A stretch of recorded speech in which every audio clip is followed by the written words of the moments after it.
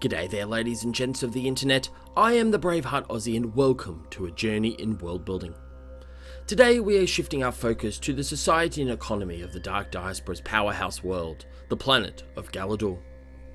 As I mentioned last time, this setting is by far the largest and most comprehensive in the Diaspora, and as such we are likely to need more than the typical 3 episodes to do a setting deep dive. To this effect, I've decided to split the society and economy focus into 2 separate episodes, one covering society and one covering the economy. Now obviously these 2 themes are highly interrelated, so there's invariably going to be some crossover. To address this today, I'm going to be focusing more on the people-oriented elements of the society and economy, things like demographics, governance, classes, urban structures, religion. There is a lot to work with in this topic, so expect a bigger than average episode despite this being split into 2. Additionally, I've decided to excise out the wider non-Galadur planet hegemony elements of the society and economy into a separate factions series which will follow this setting deep dive. Again, there's likely to be some references to hegemony worlds and settlements in the next 2 planet-specific episodes, but I'll try and keep the nexus back to Galadur itself as strong as possible. So, with that clarified and confirmed, let's dive into the society of Galadur. With almost 100 million residents at the time of the Dark Diaspora, Galadur is the largest single population centre in the galaxy. Not only does it represent the greatest critical mass of people in the Lost Earth era, it also accounts for almost 1 in 6 humans alive in the 27th century. No other economic or social indicator better highlights the sheer gravity of Galadur within galactic society than this indicator. This population critical mass, coupled with the primacy of environmentally contained urban environments, namely in the form of giant 500-story megastructures referred to as Urbanopolis, which we will examine later, means that there are strict population controls in effect. This includes immigration controls as well as permits for natural increases and family size limits. And as we'll see in this episode, these controls are not as strictly and consistently applied across all the different classes within Galadur's society, with, for example, it's possible for citizens to have larger families with up to 3 or 4 children. Instead, childbirth and family growth generally is what is regarded as a limited right, with only citizen and aristocratic classes having default rights to have children, while residents must apply for permission, which is granted only on occasions. Now, as you can already tell, class structure is a core element of Galadur society, and this has evolved over the centuries as a natural and somewhat effective response to environmental and urban and economic development constraints and challenges of the planet. Additionally, such class structures have proved to be a very effective mechanism for both hard and soft social controls by the elites and bureaucracy of the planet. Now, this class structure has almost no application or applicability to that of race or ethnic background, and in fact Galadur was settled with a highly diverse ethnic mix in the aftermath of the War of Cataclysm and the Madagascar impact during the scattering era of the United Redevelopment Authority. Now, that lack of ethnic mix has actually resulted in the planet of Galadur being something of a racial or ethnic melting pot, with a significant interbreeding resulting in almost a Galadur having its own race at this point in time, some 7 centuries after its initial settlement, with its own very specific physical and racial characteristics. Now, the most visible and in some cases poignant element of the class structure within Galadur, and that element which is used most commonly as a cudgel against the planet and its authority, is that of slaves. Galadur maintains the largest active slave population on any planet, sourced from multiple sources, though at any one point in time the slaves account for less than 3% of the entire population. Nevertheless, with the short lifespan of most non-educated slaves, means that this population will often churn 100% over the course of a 2 to 3 year period. In terms of slaves, there are 2 broad classifications: conquest slaves and thrall slaves. Conquest slaves are sourced from, you guessed it, conquest.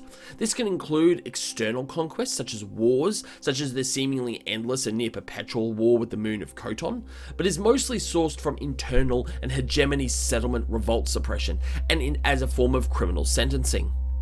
Conquest slaves are the most brutal and visible form of slavery in Galadur, working almost exclusively in mineral extraction, utility maintenance, external environment excursions, basically anything that is dangerous or deadly. Food provision to this group is purely artificial, while medical treatments, shelter, protective clothing and equipment, and even necessary tools are often of minimum quality and quantity of supply. In contrast, the second type of slaves are referred to as Thrall Slaves, or Thrall World Slaves. These are sourced from, as the name suggests, 3 dedicated worlds in the hegemony, each of which are the focus of producing a dedicated slave discipline: bureaucratic, military, and servitor. Each Thrall world is dedicated to producing the highest quality of their slave category to support Galadur's operations, administration, and protection.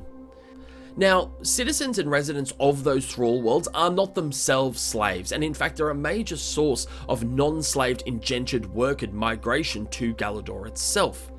However, those that are provided to the Galadur's bureaucracy, conglomerates, military, or aristocracy serve in their mandated function for their entire life without a choice of career change or role or function.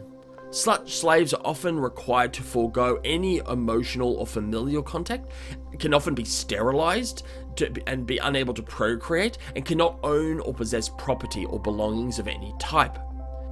Despite the mandatory and compulsory nature of thrall slave functions, such positions have become highly sought after and even aspirational for thrall world representatives.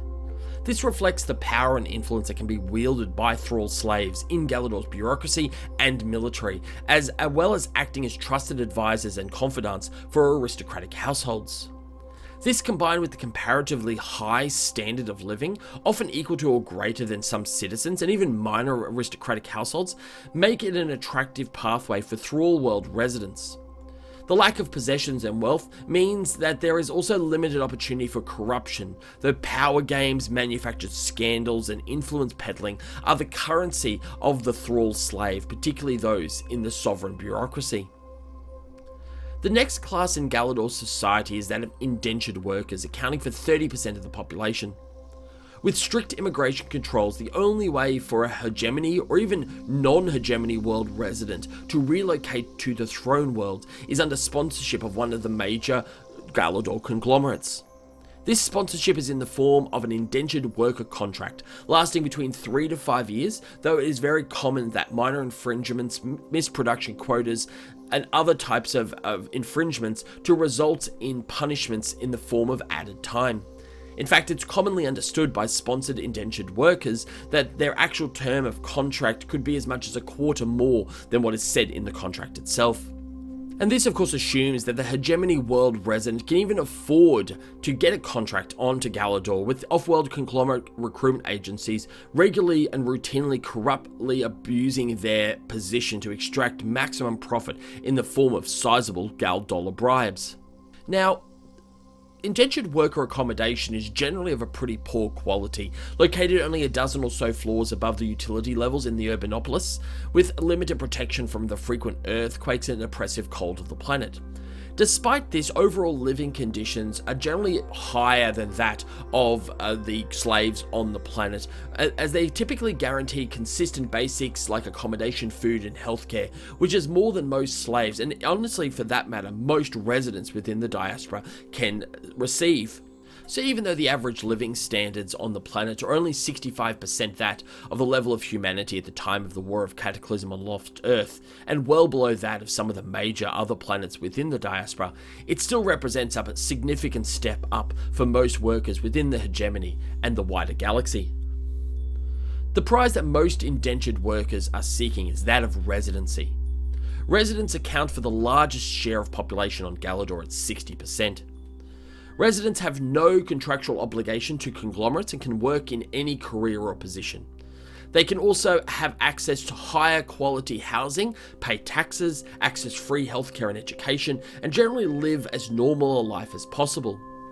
The living standard for residents remains below that of major worlds, though resource security, personal safety, and service access is generally more certain than in many other worlds, and in the diaspora as a whole, and this trade-off is regarded as critical to the overall well-being and political stability of the planet.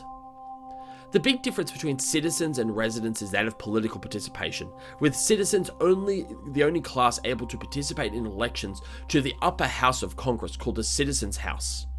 This house has limited theoretical power, focused on approving and vetoing legislation originating from the Lord's Chamber, and in practice almost no legislation is vetoed. This reflects the fact that citizens account for the top 5% of population socioeconomics, bar that of the aristocratic class. This group also has the option of owning and running businesses, often subsidiaries of conglomerates or franchises, invest in off-world enterprises, and are generally regarded as aristocrats in all but name. The interests of this group are in almost all ways closely aligned that to the more noble classes of the world, and it is not uncommon for an heir or heiress in an esteemed citizenry family to be wealthier than that of an old princeling family, and intermarriage between the two is increasingly the norm. The most prestigious class of which you can be a member is that of the princeling. This group accounts for approximately 1% of the population and includes the relatives of the current god king beyond the immediate court and line of succession, as well as nobility that can legitimately and legally claim ancestry back to a previous god king. The current king is Galadur the 19th, meaning that there are at least 18 previous kings to which aristocrats can claim a connection and therefore their privileged positions. This is why the group accounts for approximately 1 million people at the time of the Dark Diaspora. Apart from the ability to be appointed to the Lord's Chamber and potentially undertake official responsibilities in ministries, the princelings are also typically the ones that have majority shareholdings in and executive authority over several of the largest commercial conglomerates. Interestingly, if the core aristocratic lines are excluded, the princeling class actually has a lower socioeconomic profile of that of much of the citizenry, and the old yet financially limited houses often seek to parlay their heritage into favourable marriage with successful citizenry households. Given the frequency with which corruption occurs in society, the existence of these classes provides an opportunity for clandestine domestic intelligence forces to pit different groups against one another in order to obfuscate the hyper-concentration of wealth and propriety among the top 1 to 5%. This is reinforced by a central public broadcasting function of the state media, as well as the use of more egregious corruption cases by the media, the sovereign bureaucracy, and intelligence operations to televise and sensationalize the downfall of a scapegoated individual, family, or business, much to the joy of the lower classes. The peak and central focus of Galadur society for over 350 years since the depletion catastrophe and the elevation of Galadur I is that of the God King. The God King functions as the head of state for Galadur Prime, Emperor of the Hegemony, head of foreign affairs, beneficiary of the sovereign estate, Chief Justice, and High Commander of the Galadur Armed Forces, and wields full near-absolute executive authority in all of these areas. The king appoints ministers from the Lord's Chamber to act as recipients of delegated authority, and typically relating to that of domestic responsibilities on Galadur itself, for which legislative functions of the Congress play a formal role in the planet's constitution. While classified as a constitutional monarchy by its own bureaucracy, in reality it is a form of marginally limited absolute monarchical power, and therefore the role of the God King as a central decision maker cannot be understated. For example, despite the notional separation of authority between domestic and foreign affairs, the God King continues to wield disproportionate power on Galadur itself through various means. The sovereign bureaucracy, comprised of residents, citizen, and thrall slaves, are directly loyal to that of the God King and account for almost 10% of all jobs in Galadur and fulfill all administrative and regulatory functions across all ministries. Similarly, all justice matters on Galadur can ultimately be appealed to the God King for sovereign decree, and the King maintains the capacity to independently declare a decision on any administrative, regulatory, economic, or judicial matter at his discretion that overrides any other decision made or approved or issued. The King also maintains the sovereign estate, which was originally established as a set of commercial, property, and other economic assets to provide the King an independent financial maintenance source separate to that of any legislative grant. However, the expansion of these assets over centuries, particularly across the hegemony worlds and settlements, has seen the sovereign estate grow to enormous proportions, and it is arguable that the God King is the wealthiest individual in the diaspora, and potentially of all time, if the latest economically validated resource value of 70 plus settled star systems are included. On a more clandestine level, the Galadur Intelligence Array, or GIA, is the primary domestic and foreign intelligence framework of the hegemony and functions to provide surveillance, threat monitoring and assessment, military intelligence, and black ops intelligence. This includes near-complete monitoring of all domestic communications information sources, allowing Galadur to function for all ostensive purposes as a police state. This is commonly undertaken in partnership with conglomerate corporate espionage functions, particularly among the largest conglomerates, with the wider collaboration commonly referred to as the Apparatchik. And it is to the God King that the Apparatchik ultimately responds and reports.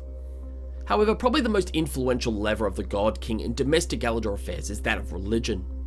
The Church of Galadur venerates the legacy triumphs of Galadan I, and has elevated him to godlike stature, and through him, the current iteration and holder of the throne. This religious focus has borrowed heavily from Buddhist traditions on the selection of the Dalai Lama to reinforce direct linear connections between Galadan I and the current God King as the embodiment of the same spirit. So while the church and the ecclesiastici focus principally on celebrating and often apocryphally exaggerating the teachings and efforts of Galadan I, the church patriarchs and bishops in reality act as a propaganda and a society control mechanism for the God King. The final critical element of the Galadur and its society that I want to cover off on is that of the Urbanopolis. These giant megastructures can house up to 1 million people, with associated industries, utilities, and services all maintained within the same area. These urbanopolises are the mainstay of urban development on a planet in which surface tectonic instability is a common issue. These large megastructures are black and grey, so that they can be as much as 500 stories high and 10 miles in width. The urbanopolises are typically square or rectangular in shape and have a real brute force design appearance to them. They represent what are effectively self-contained urban and economic centres that are connected to each other by expansive elevated highway networks that include AG-propulsed fast rail trains and large airships. Despite this connectivity, however, most people will spend their entire lives in the same urbanopolis, with moving between different centres very unusual and a once-in-a-lifetime event for a small percentage of population, usually for residents or citizens when they change jobs between conglomerates. The exception of this, of course, is the Grand Palace of Galadur, set in the equatorial area on the largest continent of Rotania. This area was selected for its favourable climate and relative tectonic stability, both of which are still not very favourable compared to many other planets. The palace functions as the throne of the God King, as well as the home of core members of the sovereign bureaucracy, military, and a place of residence for most of the successful and powerful nobility. It also is the home of Galadur's Congress. The Grand Palace is constructed at the ground level and is fully enclosed by a large dome of plexiglass 30 miles in diameter called the Gaia Dome. The dome provides occupants with a fully environmentally controlled environment, including temperature, climate, and full solar spectrum sunlight, terrestrial landscapes, and animals. While it's pitched to the hegemony and wider diaspora as a refuge and safeguard of the last remnants of lost Earth for all of humanity, in reality the Gaia Dome acts as a private sanctuary and garden and home for that of the God King and his 100,000 strong retinue of servants, bureaucrats, advisors, and ministers. And that, ladies and gentlemen, is where we're going to leave today's episode. I can't believe we've spent 20 minutes talking about half of the society and economy element of this setting deep dive, and we honestly could keep talking on this topic because there is so much to go through. Next time we're going to be looking at the economy and the role of hegemony in trade, Galadur military-industrial complex, and the role of the Gal dollar and what influence that has on the production and activities of the planet. We're also going to be talking about Galadur's exports, its interrelationship with other powers, as well as the production and economic activity on the planet and in the Urbanopolis themselves. But that is where we'll leave it today. Thank you so much. Hope you'll have a wonderful day. May the journey continue. Hey!